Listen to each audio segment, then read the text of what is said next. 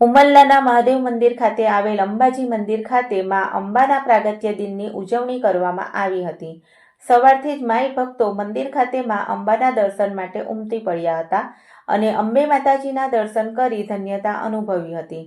સાથે મા અંબાના પ્રાગટ્ય દિન નિમિત્તે માઈ ભક્તો દ્વારા કેક કાપી પ્રાગટ્ય દિનની ઉજવણી કરી અંબે માતાજીની આરાધનામાં લીન બન્યા હતા। Nimesh Goswami, TPN channel, Umalla.